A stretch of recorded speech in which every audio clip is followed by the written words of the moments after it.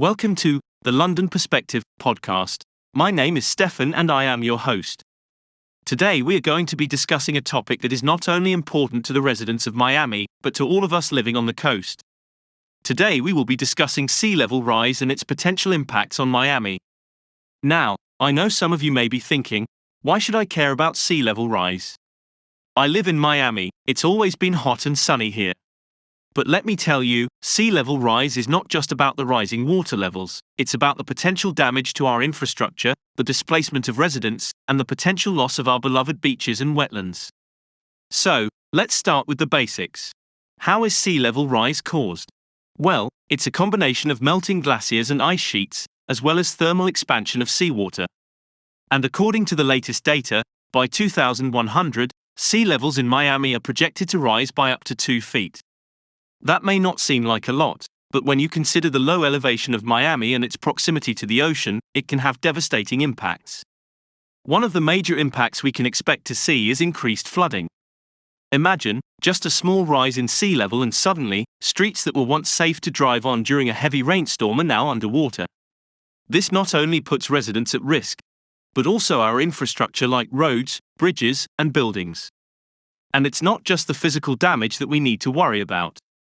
Sea level rise has the potential to disproportionately affect vulnerable communities, such as low-income neighborhoods and communities of color.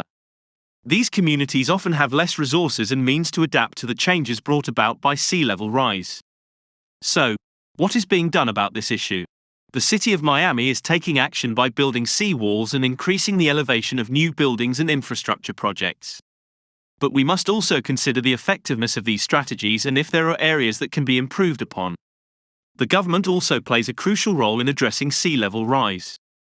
Not only does the city government have a responsibility to protect its citizens, but the state and federal government also have a role in providing funding for sea level rise mitigation projects. And let's not forget about the economic impact of sea level rise. Damage to infrastructure and potential loss of property values can have a significant impact on Miami's economy. We also can't overlook the environmental impact, such as the loss of wetlands and wildlife habitats. But it's not just up to government and city officials to address this issue. The private sector also has a role to play with potential green investments and sustainable development. And as individual citizens, we can take actions such as reducing our carbon emissions and supporting political leaders who prioritize climate action. The media also plays a crucial role in covering sea level rise, and the importance of accurate and comprehensive reporting on the issue cannot be understated. If we don't take action now, the long-term consequences of sea level rise in Miami could be devastating.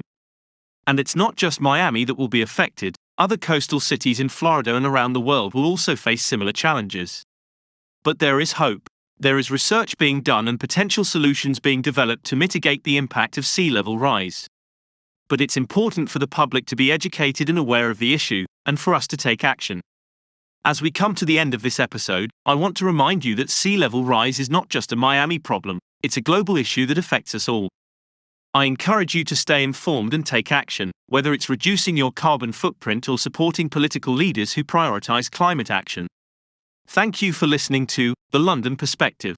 Join us next week as we dive into another important topic. Remember to follow us on social media and subscribe to our podcast. Thank you.